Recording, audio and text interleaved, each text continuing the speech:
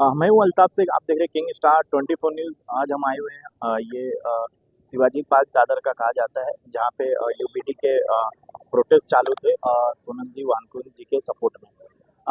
जिस तरीके से जो कल वाकया हुआ था सुबह में, जिस तरीके से सोनम वांगचुक जी को जो लेके पुलिस द्वारा जो हॉस्पिटल में भर्ती कराया गया था, उसमें स्टूडेंट और बहुत सारे जो सीजीपी के जो सपोर्टर थे, उन्होंने आक्रोश देखा गया था, क्योंकि कहीं न कहीं पे उनको जिस तरीके से लेके जाने का जो तरीका था, वो कहीं न कहीं पे उनको गलत लगा, अनसंवैधानिक लगा। हमारे साथ में आमिर भाई है। कल उन्होंने वही मामले की वजह से उन्होंने एक प्रोटेस्ट करना चाहा आज़ाद मैदान के पास में। तो उनके साथ में क्या वाक़ई हुई, उनको डिटेन भी कर लिया गया था पुलिस द्वारा। हम उनसे बात करेंगे। आमिर भाई, पहले आपका स्वागत है हमारे चैनल में। बहुत बहुत शुक्रिया।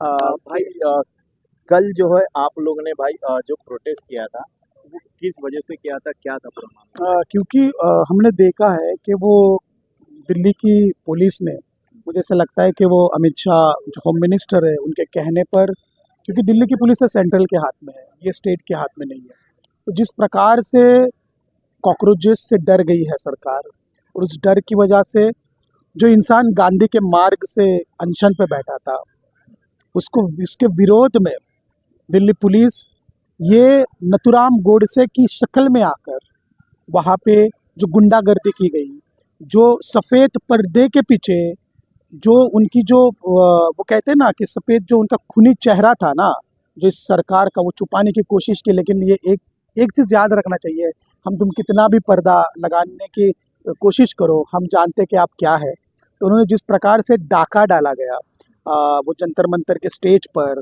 और वहाँ से जो सोनम वांगचुक को जिस तरीके से उठा के लेके गया ना, उसका मुंबई की जनता उसका विरोध करने के लिए, सोनम के साथ खड़े होने के लिए, जंतर मंतर में जो प्रोटेस्ट चल रहा है उस प्रोटेस्ट में साथ खड़े होने के लिए मुंबई के युवा, फिर सीजीपी हो, एआईएसएफ हो, और अलग स्टूडेंट्स ऑर्गेनाइजेशंस कल आज़ाद मैदान के बाहर हम लोग वो प्रोटेस्ट करने वाले थे। और वो प्रोटेस्ट से पहले ही हमारे बहुत सारे युवाओं को, बहुत सारे साथियों को, जो मुंबई कॉकरोचेस के अलग अलग प्रतिनिधि है, उनको उठाया गया। तो हमें भी थोड़ा ये था कि अगर हमें कुछ अगर आवाज़ उठाना है तो हमें अपनी आवाज़ उठाना ज़रूरी है। हमें ने मुझे ये नहीं था कि मुझे भी डिटेन करने की कोशिश थी, लेकिन मैंने बोला कि नहीं, मैं तो आवाज़ उठा के रहूँगा। तो हम मेट्रो से चले गए थे, मेट्रो के थ्रू, और मेट्रो के ऊपर आके हमने हमारा जो प्रतिरोध था, जो प्रतिकार था, जो अन्याय हुआ था, उस अन्याय के खिलाफ आवाज़ उठाना था, वो हमने उस आवाज़ को उठाया।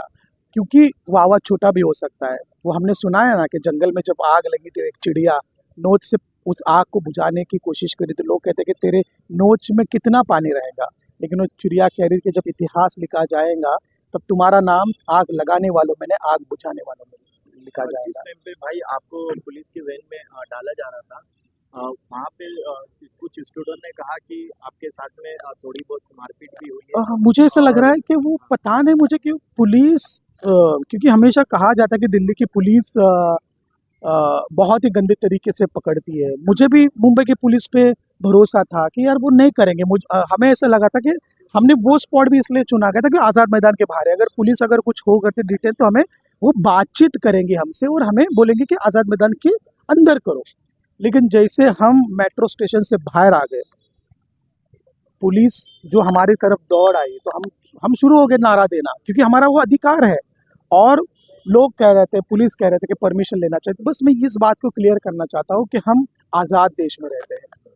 हम ऐसे देश में रहते हैं जहाँ पे हमारी सरकार है, हमारा संविधान है, हमारे को अपनी आवाज़ उठाने का अधिकार संविधान ने दिया है, और वो हमने वो अधिकार का इस्तेमाल करके हम वहाँ पे पहुँचे थे। लेकिन जिस प्रकार से पुलिस ने हमारे ऊपर जबरन जो फोर्सफुल्ली हमें खींचने की कोशिश की, मैं तो इसको सिर्फ डिटेन नहीं करूँगा, इसने मतलब पुलिस ने जिस प्रकार से हमें ड्रैग किया गया है, मतलब ऐसा भी नहीं कि हाथ पकड़ रहे, पैर पकड़ रहे, नीचे गिरा रहे, और जिस प्रकार से पुलिस ने हमें खींचकर उस गाड़ी में डाला गया ना, वो कहते हैं ना कि उसका विरोध करना बहुत ज़रूरी है। और सच कहता हूँ कि मैं पहला ही बंदा नहीं था कि ये ऐसे पुलिस के साथ घटना, मैंने दिल्ली के अंदर भी ऐसी घटनाएं देखी थी पुलिस के साथ, लेकिन मुंबई के पास हमें लगा कुछ तो रहम रहेगा, लेकिन मुंबई पुलिस ने वो रहम भी जो थोड़ा रहना चाहिए उसी को भी बोल दिया, और एक जिसको हम लोग इंसानियत भी नहीं बोल सकते, वो एक बोलते हैवानियत की तरह हमें उठाया गया, हमें खींचा गया,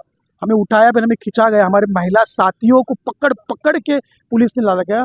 इवन मेरे तो एक पैर एक पुलिस ने पकड़ा, दूसरा पैर एक पुलिस ने पकड़ा है, मेरी कमर एक पकड़ रहा था, मेरा हाथ एक पकड़ रहा था, मुझे इतना खींचा जा रहा था। हमारे साथी कह रहे थे अरे इनकी कमर को तकलीफ होगा, इनको कमर को तकलीफ, लेकिन पता नहीं कि मुंबई पुलिस क्यों नहीं सुना। हम तो कोई आतंकवादी नहीं है, हम कोई क्रिमिनल नहीं है। सरकार है ना कि जब यहाँ पे आमदार और खासदार को जब चोरी किया जाता है तो उसको प्रोटेक्शन देती है। हमने देखा है कि जो रेपिस्ट रहते हैं उनको प्रोटेक्शन दी जाती है, जो डकैती डालते हैं उनको प्रोटेक्शन दी जाती है। तो मुझे ऐसा लगता है कि हमें उम्मीद थी कि क्योंकि कुछ दिन पहले ही मुंबई हाई कोर्ट के एक जज ने एक ऑर्डर पास किया था, उन्होंने एक स्टेटमेंट दिया था कि मुंबई की पुलिस किसी नेता की, किसी पॉलिटिकल पार्टी की सर्वेंट नहीं है, वो लोगों की सर्वेंट है, और उनको लोगों को उनको सहयोग करना चाहिए और लोगों को प्रोटेक्शन देना चाहिए। लेकिन जिस प्रकार से पुलिस का बर्ताव था वो बहुत ही नाकामी बोलते हैं ना, वो काबिल तारीफ तो नहीं था, उसके तो बात अलग ही है, लेकिन हैवानियत की तरह उन्होंने हमें खींचा है। उसके बाद का मामला बताइए भाई, उसके बाद में आपको कहाँ पे ले जाया गया? अभी मुझे बोलो कि जब मुझे वैन के अंदर डाला गया, हमारे साथी को देखा, मुझे बहुत ही पेन हो रहा था क्योंकि मेरे पैर में पूरा पेन चला गया था, दोनों पैर में पेन चला गया था। इतना पेन था, मुझे जैसा गाड़ी के अंदर जाकर मैं पूरा लेट गया था क्योंकि मैं उठ ही नहीं पा रहा, मैं बैठ ही नहीं पा रहा था, इतना खतरनाक पेन था। तो पुलिस को हॉस्पिटल लेने के बजाय पुलिस हमें येलो गेट पुलिस स्टेशन लेती है। येलो गेट पुलिस स्टेशन में रुक के पुलिस की वैन बाहर आती है, वापस से येलो गेट में चली जाती है। फिर बाद में वो बोलते कि नहीं येलो गेट के इधर, फिर वो आधा घंटा रुकती है। हमारे साथी बोल रहे थे कि जान जाएगा इसका, जान जाएगा, लेकिन पुलिस कह रही थी कि नहीं हमें प्रोसेस करने दीजिए। और येलो गेट के बाद फिर वो पुलिस वापस से हमें उठा के लेके जाती है, आज़ाद मैदान जाते हैं। आज़ाद मैदान के अंदर भी पहले आज़ाद मैदान। तो मुझे ऐसा लगता है कि अगर ऐसा लग रहा है कि आपको हमने कुछ गलत किया है तो हमें एटलीस्ट पहले हॉस्पिटल तो लेके जाइए, पहले हमारी जान तो बच जाएंगे, तो जान बचेंगे तभी तो आप हमारे ऊपर केस कर सकते हैं या फिर हमसे पूछ सकते हैं ना कि आपने क्या किया है। तो मतलब लेकिन ये जो बेरहमी से जो पुलिस ने हमारे को ऊपर वो कहते हैं ना कि ब्रूटली हमको जो स्नैच किया है, मुझे लगता है वो बहुत ही गलत था। लेकिन बस मैं कहना चाहूँगा कि आप हमें फिज़िकली इंजर्ड कर सकते हैं, लेकिन हम मेंटली और इमोशनली बहुत स्ट्रांग है। जहाँ पे अन्याय होगा वहाँ पे खड़े रहेंगे। भारत के जो आंदोलन चल रहा है अभी इस पूरे देश भर में, नीट के पेपर की वजह से 22 बच्चों ने आत्महत्या की है। सोनम वांगचुक 20 दिन से हड़ताल पे। मुझे लगता है उनके लिए मेरा जो दर्द था, मैं अपने आप को, वो कहता वो दर्द बहुत कम था, लड़ना तो बहुत है, अगर मर भी जाता था ना तो मैं इसके सामने कभी झुकता नहीं था। अच्छा भाई, हमारा एक सवाल था कि यूएसए से एक बंदा आया है, अभिजीत दिपके, और वो जो है आके 30 दिन से जंतर मंतर में रह रहा है, और जो एजुकेशन के मिनिस्टर जो है, मंत्री जो है धर्मेंद्र प्रधान की रिजाइन की बात कर रहे हैं, लेकिन उनको क्या ऐसा आ पड़ी है कि वो जो है ये सब चीज़ें देख रहे हैं? क्योंकि सोनम वांगचुक जी को जब ले जाया गया तो उनके आंखों में आंसू देखा गया था, उनको बहुत बुरा लग रहा था, उन्होंने बहुत सारी बातें भी कही कि अगर लेके जाना था तो इज्जत से ले जाते थे सोनम वांगचुक जी को। जिस तरीके से कहीं ना कहीं पे सोनम वांगचुक जी को ले जाया गया है, अभिजीत जो दिपके जी है उनको बुरा लगा कहीं ना कहीं, और फिर उनके बाद में उनका जो अनशन था, जो सोनम वांगचुक जी को ले जाने के बाद वो खुद अनशन पे बैठ गए, बोले कि अभी ये टूटेगा नहीं, अब मैं जबकि मैं माइग्रेन हूँ, मेरे से होगा नहीं, फिर भी वो अनशन पे जिद पकड़ के बैठ गए। क्या ऐसा उनको क्या जरूरत है अभिजीत दिपके को ये सब करने की भाई? एक्चुअली ये था कि भारत के अंदर हम देख रहे 2014 से बहुत सारे प्रॉब्लम्स है, वो एजुकेशन को लेकर, रोजगार के लेकर, क्योंकि सरकार ने हमें वादे दिए थे, वो सारे वादे झूठे निकले। ना 2 लाख हर साल ना नौकरी मिली है, ना हमें शिक्षा मिल रही है अच्छे से, कुछ भी नहीं मिल रहा है। तो लोगों को एक ये था ना कि अट्रैक्शन था, लोगों बीजेपी को वोट करके दिए। लेकिन भारत का युवा, बहुत सारे युवा सोशल मीडिया के माध्यम से, नैरेटिव के माध्यम से लोगों को लगता था कि बीजेपी के साथ है, बीजेपी के साथ है। किसी को तो ज़रूरत थी कि इस युवाओं को उठाना, और वो हमने देखा कि जब कॉकरोच कहा गया तो उसने तो मजाक में वो बना दिया था। लेकिन फिर अभिजीत को जब लगा कि ये बहुत इशू सीरियस है, किसी ना किसी को तो, क्योंकि आजकल के बच्चे को क्या हो गया था कि ये पॉलिटिकल पार्टी हम नहीं इनके साथ जाएंगे, ये पॉलिटिकल पार्टी हम इनके साथ नहीं जाएंगे। तो अभिजीत ने जो जो पार्टी पॉलिटिक्स से दूर होकर, ये भी पॉलिटिक्स ही है लेकिन पार्टी पॉलिटिक्स से दूर होकर उन्होंने जो मूवमेंट हुआ ना, तो मुझे ऐसा लगता है कि देश का यूथ सच में पॉलिटिकली अवेयर है, लेकिन पॉलिटिकल पार्टियों के ऊपर, जो सत्ता में अभी जो पॉलिटिकल पार्टी है उनके ऊपर उनका विश्वास नहीं था। उसके लगता है मुझे वो एक पॉलिटिकल पार्टी का हो सकता है कि लोगों को समझाने के लिए वो नहीं पाए, लेकिन अभिजीत की वजह से वो हो गया। वो सटायर से आज रियलिटी में वो हम देख रहे हैं। लेकिन लोगों को ये भी था कि ये सोशल मीडिया पे है, क्या ये सच में ग्राउंड में उतरेगा क्या? लेकिन उसने कोशिश किया है। उसने, मैं तो कहूँगा कि एक अंगार लगाई, एक छोटी सी अंगार लगाई, वो अभी मशाल, और मशाल के साथ साथ एक बड़ी आग बन चुकी है, और वो आग अभी हर घर, हर गांव में, हर शहर में पहुंच गई है। अब भाई सोनम वांगचुक जी को जब लेके गए, अब क्या लग रहा है वहाँ से जो उनको ले जाने के बाद में अभिजीत दिपके का बयान आ रहा है कि ये जंतर मंतर पे हमें किसी भी टाइम कुछ भी हमारे साथ में हो सकता है, हमें यहाँ से भगाया जा सकता है, जबकि दिल्ली ने पोस्ट करके भी कहा है कि जंतर मंतर खाली करने के लिए, फिर भी वहाँ टिके हुए हैं अभिजीत जो दिपके जी जो है, और खाली करने नहीं मांग रहे। और जिस तरीके से सोनम वांगचुक जी को ले जाया गया है, उसके बाद में जो है भारी तादाद में लोगों को वहाँ पे आते हुए और जाते हुए देखा गया है। उसके ऊपर क्या? मुझे ऐसा लगता है कि ये आंदोलन है ना, आंदोलन फेस के साथ साथ विचारों से बहुत मजबूत हुआ है। विचार मतलब जो हर एक मांग है ना, उस मांग से लोग को रिलेट की है। उसी के लिए हमने देखा कि वो उस आंदोलन में सोनम वांगचुक को जब लेके गया, तो बहुत सारे लोग अभी भी वहाँ पे पहले से अनशन में बैठे थे। फिर बाद में दिपके भी खुद अनशन पे बैठ गए, उसको उस आंदोलन को बैठे गए। और भी संगठन के, मैं खुद कहना था, AISF के वहाँ पे 4 साथी उस, जब सोनम वांगचुक को लिया गया, उन लोग भी अनशन पे बैठ गए। वो तो एकदम छोटे छोटे स्टूडेंट्स हैं, उनकी तबीयत पहले से खराब है, वो भी अनशन पे बैठे। उन्होंने कहा कि एक अगर सोनम को आप लेके चले जाएंगे ना, हम घर घर में सोनम तैयार करेंगे। और वो फोर्सफुली था। और मुझे लगता है कि ये जो एक मूवमेंट जो बन गया है, इसको गिराना नहीं चाहिए, मुझे ऐसा लगता है। और वही जिम्मेदारी समझकर अभिजीत ने वो अनशन को जारी किया। और बात यह है कि बस सोनम स्टेज पे नहीं है, लेकिन सोनम आज हॉस्पिटल में है, लेकिन फिर भी वो अनशन जारी है। अब भाई सोनम जी को जब लेके गए, उसके बाद में माइंड कहीं ना कहीं डिस्टर्ब हो जाता है। अभिजीत जी का डिस्टर्ब हुआ था, फिर भी उन्होंने बहुत अच्छे से संभाला हर चीज़ों को। उसी समय में जब लोगों को समझा रहे थे, बात कर रहे थे, वहाँ पे एक महिला जो है उनको इंक फेंकती है भाई, और पुलिस द्वारा उनको हिरासत में ले लिया जाता है। लेकिन उसके ऊपर क्या कहना चाहेंगे जो मुझे ऐसा लगता है कि हमें इस चीज़ को याद रखना चाहिए कि डॉक्टर बाबा साहेब अम्बेडकर ने, जब महिलाओं को पढ़ने की आज़ादी नहीं थी, तो उन्होंने उनके कलम में शाई डाली थी, और उन्हें पढ़ने की आज़ादी मिली थी संविधान के माध्यम से, हमने देखा। और आज वो महिला, मुझे लगता है वो महिला बीजेपी के समर्थन अंधभक्त थी, जो एक रेपिस्ट के सपोर्ट में भी उसने सपोर्ट में जो उतरी थी वो महिला, और बीजेपी के अंधभक्त थी। तो उसको मैं कहना चाहता कि वो जो शाही का जो इस्तेमाल था ना, वो पढ़ाई के लिए करना चाहिए था। उन्होंने उस शाही का इस्तेमाल गलत किया। लेकिन मैं याद दिलाना चाहता हूँ, जिस तरीके से अभिजीत ने भी वहाँ पे कहा, वो शाही नीली थी, नीली शाय, ये बाबा साहेब अम्बेडकर की निशानी है, नीला। और वो सैलाब, वो शाही से एक नया मूवमेंट हुआ है, वो इंक था, जिसको हम कहते हैं ना, इंकलाब जिंदाबाद बन गया है। वो उस इंक, आपको वो इंक क्यों पड़ी गई है, वो भी सबसे बड़ा है। लोग तो काली शाय फेंकती है, मुझे ऐसा लगता है काली शाय से तो लोग को लगता है कि काला कलर अगर फेंकेंगे किसी के लिए, तो वो मूवमेंट को खराब करेगा। लेकिन वो अगर बंदे का मूवमेंट अगर सच के लिए ना, वो मूवमेंट आगे भी बढ़ता है। और जो इंक फेंकी गई, वो क्यों फेंकी गई? क्योंकि अभिजीत नीट पेपर के लिए लड़ रहा है। 22 बच्चे जिसने आत्महत्या की है, जिसको हम लोग इंस्टीट्यूशनल मर्डर कह रहे हैं, उनके न्याय के लिए लड़ रहा है। वहाँ पे लोग NTA को बर्खास्त करने की मांग कर रही है, उसके लिए लड़ रहा है। तो वो उसकी जो सोच थी, वो जिस महिला जी की सोच थी, जो महिला वहाँ पे आई थी, मुझे लगता है उनके सोच के अंदर RSS और बीजेपी का, वो कहते हैं ना, वो काली टोपी थी उनके दिमाग में, और उस काली टोपी की वजह से उन्होंने नीली शाही का इस्तेमाल किया। लेकिन बस वही है कि नीला कलर तो क्रांति का कलर है।